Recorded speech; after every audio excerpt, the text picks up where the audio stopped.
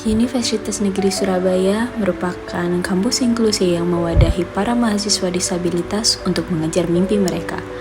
Kampus inklusi bukanlah kampus yang mencampur adukan mahasiswa, melainkan memberikan hak pada mahasiswa untuk belajar dan meraih masa depan. Mereka juga memiliki hak untuk menggapai masa depan mereka, hak untuk belajar, dan hak untuk sukses. UNESA selalu memberikan ruang, waktu, dan kesempatan bagi mereka. Lantas, bagaimana tanggapan mereka tentang kampus inklusi ini? Sebelumnya perkenalkan, aku Wanda Nabila, biasa dipanggil Wanda. Aku dari Prodi PLP angkatan 2023. Mari kita mengetahui apa yang mereka rasakan sebagai mahasiswi di UNESA yang merupakan kampus inklusi ini. Assalamualaikum warahmatullahi wabarakatuh. Selamat siang teman-teman. Kali ini aku tidak sendiri, aku sedang bersama dengan Kak Wanda. Selamat siang Kak Wanda. Halo, selamat siang.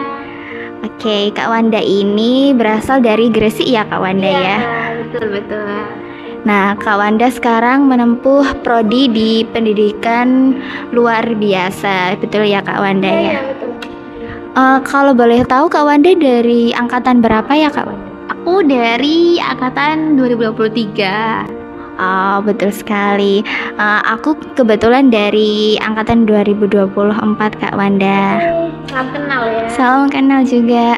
Oke Kak Wanda, apakah sudah siap tentang sedikit pertanyaan dan berbincang sedikit dengan kami? Oke, siap, silahkan. Jadi sebagai mahasiswa disabilitas netra di Universitas Negeri Surabaya, bisa diceritakan Kak bagaimana pengalaman Kakak saat pertama kali bergabung di lingkungan kampus, terutama terkait penerimaan dan dukungan dari pihak universitas serta teman-teman.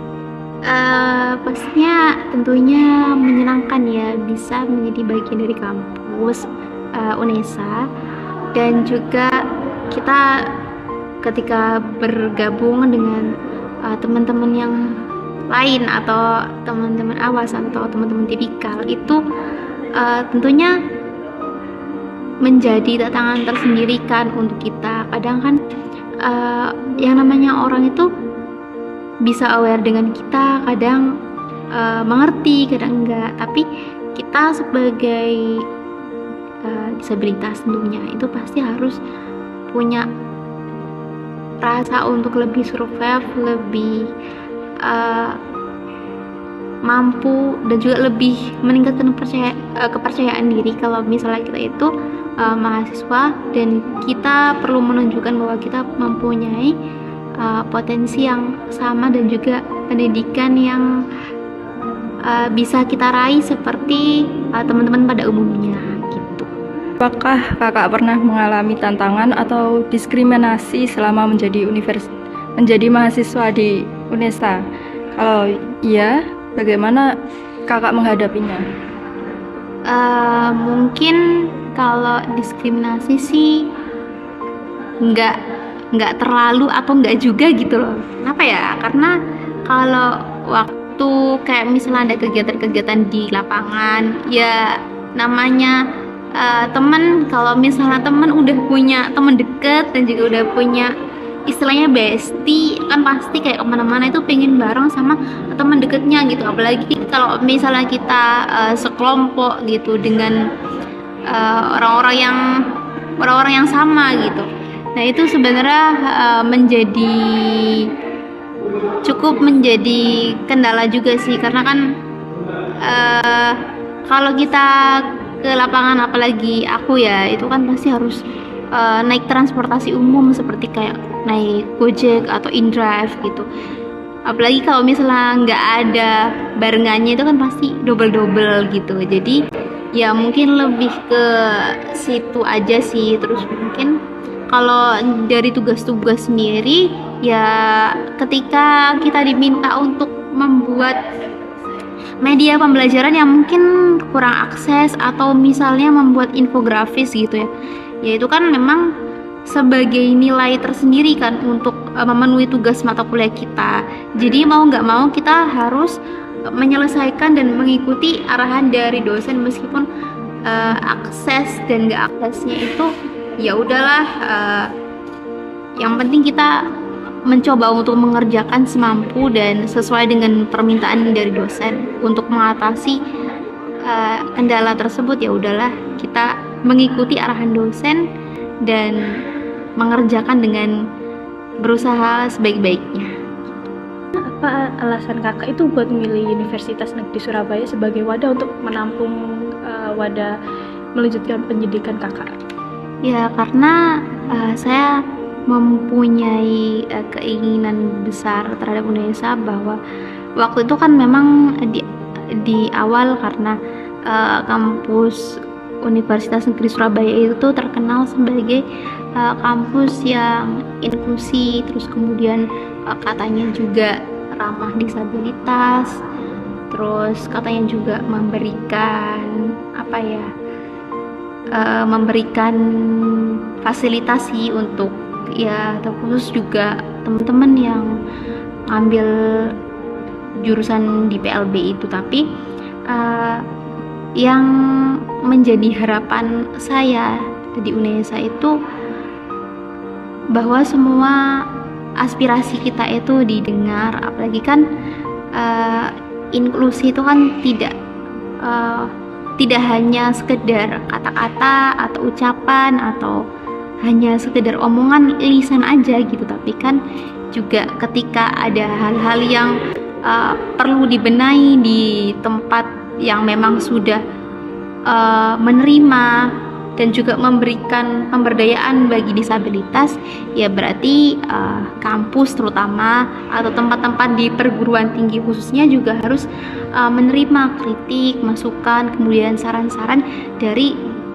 teman-teman disabilitas khususnya untuk membantu agar kampus itu lebih ramah disabilitas dan juga lebih inklusi, agar juga bisa menyejahterakan tidak hanya disabilitas aja, tapi juga semua pihak tanpa terkecuali gitu. Baik kakak, jadi emang dari awal tuh udah tahu kalau misalnya UNESA ini merupakan kampus inklusi ya? Iya, dan memiliki harapan besar untuk membangun agar lebih inklusi, jadi kayak fasilitas-fasilitas yang belum terpenuhi bisa terpenuhi lewat aspirasi atau suara-suara dari teman-teman disabilitas gitu. UNESA ini terdapat organisasi atau komunitas atau mungkin paguyuban khusus yang mewadahi dan mendampingi siswa disabilitas kan? Kalau itu sih katanya ada, ya memang ada, namanya kalau nggak salah Subdirektorat Disabilitas. Cuman sayangnya saya belum terlalu dilibatkan ke arah sana. Jadi yang lebih sering dilibatkan ke arah sana itu hanya teman-teman tipikal atau teman-teman awas yang mungkin direkrut untuk masuk ke bagian dari Subdirektorat Layanan Disabilitas itu gitu. Jadi kalau memang saya dilibatkan untuk bagian dari komunitas itu, ya kita bisa lah untuk bersama-sama membangun agar kampus itu lebih inklusi bagi semua disabilitas, tidak hanya di jurusan atau di prodi aja, tapi juga di fakultas dan juga selingkup universitas. Bagaimana sih pengalaman kakak sebagai mahasiswa yang terkhususnya kan memiliki disabilitas ya, dalam menjalani perkuliahan yang ada di Universitas Negeri Surabaya ini? Apakah kakak ini merasa diterima secara inklusif oleh lingkungan kampus kakak? Kalau misal lingkungan kampus, apalagi kan kalau dari pertemanan sendiri gitu, itu kan juga ya mungkin kadang itu kita udah dikasih mata kuliah pendidikan inklusi, terus dikasih mata kuliah atau mungkin pengetahuan tentang disabilitas gitu. Tapi ya kan nggak semua bisa aware sama kondisi kita gitu. Terus juga kalau di lingkungan kampus juga kebanyakan itu nggak semua gitu loh memahami disabilitas. Mungkin kurangnya research atau kurangnya literasi, aku juga nggak tahu. Tapi ya pasti di balik itu ada pembelajarannya, ada hikmah dan pembelajarannya tersendiri. Berarti kita lebih survei yang pertama. Terus waktu itu kan kita belum mengenal lingkungan kampus sama sekali gitu kan. Tempat ini tuh di sebelah mana, tempat itu tuh di mana gitu. Nah itu kita waktu itu perlu untuk adaptasi, terus perlu orientasi mobilitas yang bertujuan untuk kita bisa berpindah dari satu tempat ke tempat yang lain. Jadi kita punya kesiapan untuk bergerak dari tempat yang mau dituju gitu. Jadi dengan adanya orientasi mobilitas itu kan kita bisa dilatih dan juga melatih diri kita untuk lebih peka dan juga lebih berusaha untuk bisa menghafal lingkungan sekitar gitu. Jadi kitanya yang mungkin harus aware dan juga lebih survive dengan lingkungan kampus yang ya kadang-kadang ya mungkin antara sesuai sama realita dan enggak gitu. Jadi tapi pasti di balik itu ada orang-orang baik yang mungkin akan memahami dan mengerti dengan kesadaran masing-masing juga. Oke, jadi meskipun ada beberapa kekurangan nih, tapi seiring berjalannya waktu kakak sudah bisa menerima ya, betul ya kak? Ya, kalau menerima sih gimana ya? Kadang mungkin menginginkan hal yang sama, tapi ya kita pribadi yang berusaha untuk ya udahlah kita lebih ya lebih ikhlas juga, lebih survive juga, dan lebih menerima akan keadaan yang ada gitu. Oke, terkait tentang apa aja beberapa hal itu tadi, aku penasaran nih kak, bagaimana sih kalau responnya teman-teman kakak di kelas maupun dosen terhadap kebutuhan khusus dalam disabilitas ini dalam proses belajarnya itu bagaimana responnya mereka kak? Kalau respon dosen atau dari teman sekelas biasanya biasanya kita mengikuti aja kan. Kalau mungkin di prodi-prodi yang lain kayak oh ini ada mata kuliah statistik terus kayak nggak bisa diakses gitu. Nah, itu biasanya kan ada tuh teman-teman yang mungkin dari prodi lain kayak dikhususkan gitu. Nah, untuk tidak mengerjakan tugas tersebut. Tapi kalau aku pribadi itu mungkin ya mengerjakan, maksudnya kita tetap disuruh untuk mengerjakan, ya udah nggak apa-apa semampu kita, sebisa kita, yang penting kita mengerjakan tugas tersebut dan kita tidak dikhususkan, maksudnya kayak lebih diperlakukan yang sama gitu, dengan adil seperti ya teman-teman tipikal atau teman-teman awas yang lainnya gitu. Terus kalau ada tugas-tugas infografis kan kadang nggak semua dosen juga bisa memahami gitu. Ya udah mau nggak mau ketika itu memang sudah mutlak dari dosennya, ya udah kita mengikuti, kita coba berusaha untuk meskipun kita mencari materi untuk infografisnya, dan tentunya infografis yang nggak bisa diakses ini kan pasti kita tentunya minta tolong teman-teman yang lain atau minta tolong orang lain untuk membantu kita untuk membuat gambarnya gitu ya, meskipun ya sulit tapi mau nggak mau harus dikerjakan dengan semampu kita gitu. Ada nggak satu momen paling membekas di hati yang membuat Kak Wanda ini merasa aku ini diterima loh di UNESA? Ada nggak Kak? Kalau momen sih sebenarnya kalau dibilang ada sih nggak juga ya, soalnya tapi yang paling aku sukai gitu ya waktu itu tuh ketika mungkin di HMP itu kan waktu itu ada kayak di suatu proker itu, di salah satu proker itu kita ngadain kayak pemilihan, ini untuk menyukseskan proker ini agar berjalan lebih baik itu, ini nanti ada kayak bagian kesehatan, terus ada yang bagian ngurusin humas gitu. Nah aku itu kan kebetulan di dipercaya. Sebenarnya lebih tepatnya aku mengajukan sih pada awalnya sih, terus ya udah teman-teman kayak ya udahlah kita coba dulu gitu. Nah itu untuk mencoba untuk jadi MC sih, untuk jadi MC. Tapi itu kayak ya udah awalnya itu kayak masih bisa nggak ya gitu, kayak masih meragukan gitu. Terus ya udah kayak ya udah berusaha meyakinkan kalau ya udah kan aku bisa gitu kan, katanya ini kan kampus inklusi, jadi ya aku rasa semua juga bolehlah bergabung gitu, semua juga berhaklah untuk mencoba. Jadi apa salahnya sih kalau misalnya kita mencoba terlebih dahulu gitu. Jadi ya akhirnya dipercaya teman-teman pada saat itu. Jadi ya udahlah, dan akhirnya juga acaranya berjalan dengan baik gitu. Lalu Kak, adakah pesan-pesan motivasi dari Kak Wanda yang mau disampaikan nih ke teman-teman atau adik-adik disabilitas yang ragu untuk kuliah? Ada nggak Kak pesan motivasi?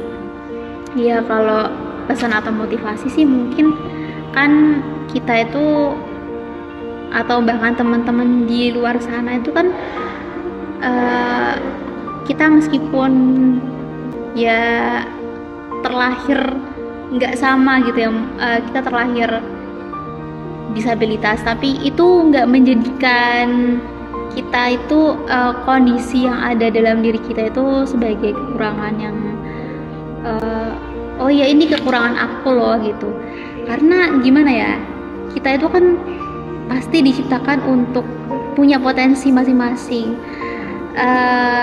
Menurut Edward Gardner kan kita diciptakan punya kecerdasannya masing-masing gitu. Ada yang di bidang matematika, ada yang di bidang atlet, kemudian ada yang di bidang musikal, di musik ada yang suka bahasa gitu.